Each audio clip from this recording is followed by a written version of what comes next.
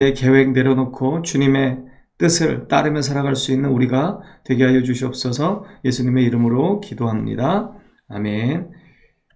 네, 오늘 본문의 말씀은 다윗이 사울을 이제 살려주는 장면입니다. 처음에 이 좋은 기회를 다윗은 전혀 마음에 염두에 두지 않았습니다. 그리고 오늘 본문에 보면 2절에 보면 3,000명을 거느리고 이 엔게디 광야를 찾아왔습니다. 그러니까 사울은 이 블레셋과의 전투가 끝나자마자 다윗의 생명을 빼앗기 위해서 달려들은 것이죠. 그리고 3,000명이라고 하는 이 군사의 수는 다윗이 600명을 거느리고 있었다고 치자면 5배에 달하는 어마어마한 숫자입니다. 그러니까 그만큼 강력한 의지를 사울은 드러내고 있는 것이죠. 그래서 지금 엔게디 광야로 이렇게 다윗을 찾아옵니다. 그런데 여러분, 우리는 시편 3편의 말씀을 기억해야 합니다. 다윗은 이러한 상황에서도 하나님의 은혜를 바라봤다는 것입니다. 시편 3편 6절과 7절과 8절에 보면 이렇게 고백합니다. 천만인이 나를 에워싸 진친다 하여도 나는 두려워하지 아니하리이다. 여호와여 일어나소서. 나의 하나님이여 나를 구원하소서. 주께서 나의 모든 원수의 뺨을 치시며 악인의 일을 꺾으셨나이다. 구원은 여호와께 있사오니 주의 복을 주의 백성에게 내리소서.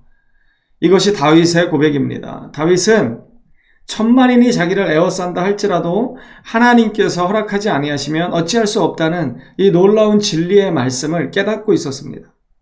그런 상황 가운데 3절에 보면 길가에 양의 우리가 이렇게 있었습니다. 그 엔게디는 이 동굴이 많은 지역이고, 그래서 때로는 이 목동들이 양의 우리로 급하게 날이 추워지거나 비가 많이 오거나 그러면 피하는 그런 우리로 썼던 이 동굴이 나타난 것입니다. 이 길가에 양의 우리가 있었고 굴이 있었는데 사울이 거기로 들어갑니다. 여기 보면 사울이 뒤를 보러 들어가니라. 여기서 뒤를 보러 들어간다는 것은 용변을 처리하기 위해서 간다는 뜻인데, 그 들어갔던 장소가 바로 어디냐면 다윗의 그 일행이 있었던 그 장소입니다. 그러니까 공교롭게도 사울은 다윗의 목숨을 쫓아 여기까지 왔지만 무방비 상태로 누구도 데리고 들어가지 않았고 무방비 상태로 그냥 적진에 들어간 셈인 것이죠. 그래서 다윗과 그 굴 깊은 곳에 그 일행이 있었습니다. 절호의 기회였죠. 그리고 하나님의 말씀을 따라서 다윗이 이제 왕이 될 것이라는 그러한 소문들은 널리 퍼졌을 것입니다. 그래서 사울이 그 권력욕에 사로잡혀서 이 사위 그리고 충신인 다윗을 죽이기 위해서 이렇게 혈안이 되었다라고 하는 이 사실은 많은 사람들에게 알려졌을 것입니다. 그렇기 때문에 이 다윗의 부하들 또한 이 절호의 기회를 살려야 한다고 주장합니다. 얼마나 절호의 찬스입니까? 장인이기도 하지만 다윗을 계속해서 괴롭히고, 다윗을 그냥 괴롭히는 정도가 아니라 다윗을 원수로 삼고 다윗을 죽이기 위해서 혈안이 된 이 한 사람이 무방비 상태로 자기의 진에 들어왔습니다. 아주 쉽게 문제가 해결되는 그러한 상황입니다. 하지만 다윗은 4절에 이렇게 고백합니다. 여호와께서 기름 부음 받은 자를 내가 해하지 않겠다. 이것은 무슨 말씀입니까? 다윗은 내 생각, 내 뜻이 중요하지 않습니다. 하나님이 허락하신 그 기름 부음 받은 자를 내가 어찌할 수 있겠느냐, 이렇게 이야기하는 것이죠. 4절의 말씀입니다. 다윗의 사람들이 이르되 보소서. 여호와께서 당신에게 이르시기를 내가 원수를 내 손에 넘기리니 내 생각이 좋은 대로 그에게 행하라 하시더니 이것이 그날이니이다 하니 다윗이 일어나서 사울의 겉옷자락을 가만히 뵙니다. 이 다윗의 부하들은 절호의 기회니까 죽입시다 이렇게 이야기하지만 겉옷자락만 뵙니다. 오늘 설교의 제목이기도 합니다. 그리고 그 겉옷자락을 벤 후에 사울의 옷자락 뱀으로 말미암아 다윗이 마음에 찔립니다. 이게 무슨 말씀입니까? 다윗은 사울을 준 그것 때문에 자만하거나 자신이 대단하다거나 그렇게 생각하지 않고 오히려 하나님의 기름 부음을 통해서 세우신 자를 내가 농락했다라고 하는 그 양심의 그 찔림이 있었습니다. 그리고 다윗이 이 사울의 겉옷자락을 벤 이유는 자신이 정말로 사울의 대적이 아니라는 것, 그래서 사울로 하여금 그 오해를 풀기 위한 그러한 행위였습니다. 그리고 무엇보다도 원수에 대한 복수는 인간이 아니라 하나님께 달려있음을, 하나님께서 그것을 갚아주실 것임을 다윗은 굳게 믿었던 것입니다. 그렇기 때문에 이 다윗은 이 부하들의 이 강력한 요구에 대해서 어떤 이들은 그렇죠. 그런 것들을 이용합니다. 나는 그렇게 원하지 않았지만 나의 가까운 친구들이, 나의 이 동료들이 너무나 강력하게 이야기했기 때문에 내가 그것을 막지 못했다. 다윗도 아마 그렇게 이야기할 수 있는 아주 좋은 상황이었던 것 같습니다. 하지만 다윗은 전혀 거기에 굴하지 않았습니다.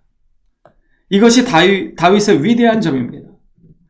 다윗은 이 겉옷자락만 뱀을 통해서 자신이 순수하게 사울을 왕으로 인정하고 있을 뿐만 아니라 사울의 충신이었음을 고백하는 것입니다. 그리고도 여호와께 기름 부음 받은 자의 인격을 조롱한 이 행위 때문에 가슴 아파합니다. 그래서 6절에 보십시오. 6절에 이렇게 이야기합니다. 자기 사람들에게 이르되 내가 손을 들어 여호와의 기름 부음을 받은 내 주를 치는 것은 여호와께서 금하시는 것이니 그는 여호와의 기름 부음을 받은 자가 됨이니라. 다시 한번 사울을 공격하지 않아야 하는 이유에 대해서 이 부하들에게 당부하고 그들을 막아섭니다.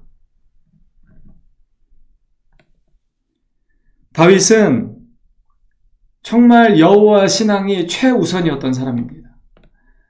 아마 인간적인 관점에서 보면 사울을 제거하고 싶었을 것입니다. 그럼에도 불구하고 그는 자기의 그 감정이나 생각을 앞세우지 않았습니다.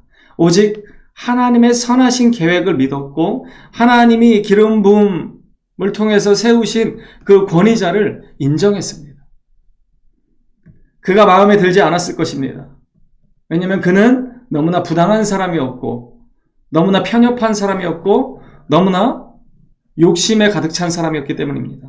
하지만 그럼에도 불구하고 이 모든 상황들을 다윗은 믿음으로 받아들입니다. 그리고 그것을 해결하실 분은 내가 아니라 하나님이심을 고백하고 있는 것이 오늘 본문의 내용입니다. 그래서 7절에 보시면요, 다윗이 이 말로 자기 사람들을 금합니다. 그들의 강력한 그 의지를 꺾어버리고 있습니다. 사울을 해하지 못하게 하니라. 사울이 일어나 굴에서 나아가 자기 길을 가니라. 사울은 알지 못합니다. 어떠한 상황이 뒤에서 벌어지고 있는지조차 전혀 알지 못합니다. 이것은 하나님의 선하신 의도요 계획이었습니다. 그렇기 때문에 그 굴로 이 사울이 걸어 들어왔고 거기에서 무방비 상태로 한참이나 있었던 것입니다. 오늘 우리가 드렸던 찬양처럼 아마 이것은 잘못 생각했으면 기회라고 여겼을 것입니다. 하지만 이것이 하나님께서 허락하신 시험이었습니다. 다윗은 이 시험을 믿음으로 통과하고 있습니다. 인간적인 생각으로 내 계획대로 그것을 처리할 수 있었지만 하나님의 시험 앞에서 믿음으로 정진하는 이 아름다운 모습을 통해서 하나님은 다시금 이 다윗을 더 깊이 마음에 새기셨을 것입니다.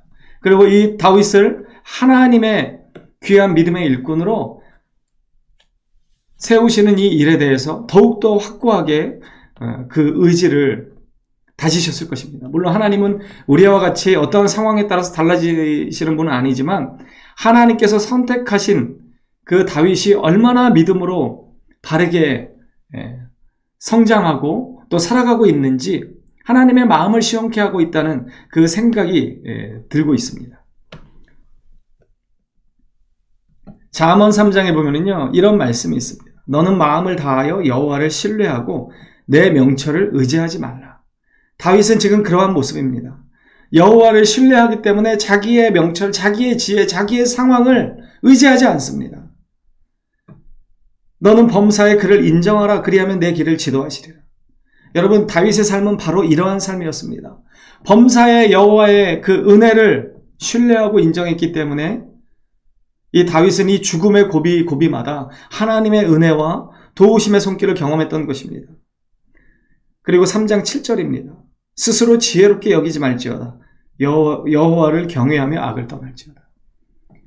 여러분, 스스로 지혜롭게 여기는 순간 우리는 자기 교만에 빠져들 뿐만 아니라 하나님을 온전히 신뢰하지 못하는 어리석음에 빠져들 때가 너무나 많이 있습니다. 하지만 다윗은 자기 스스로를 절대로 지혜롭게 여기지 않았습니다. 그리고 오직 여호와를 경외했습니다. 그리고 정말로 범사의 그를 인정했습니다.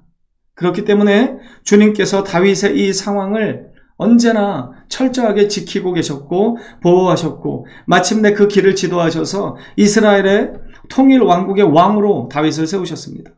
여러분, 이 겉옷자락만 뱉다는 이 의미는요, 하나님의 놀라운 은혜와 인도하심을 믿음으로 고백한 행위입니다.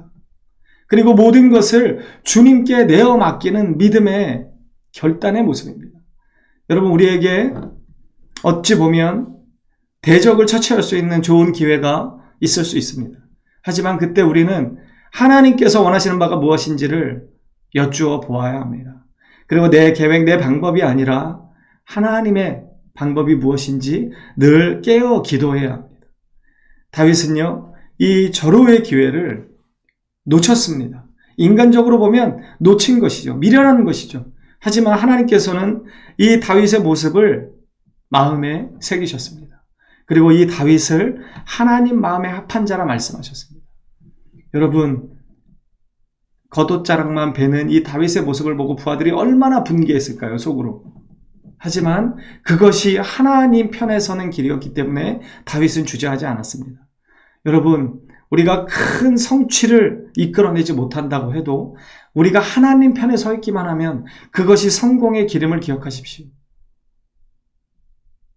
사울의 목을 따는 것이 승리가 아니었음을 기억하십시오.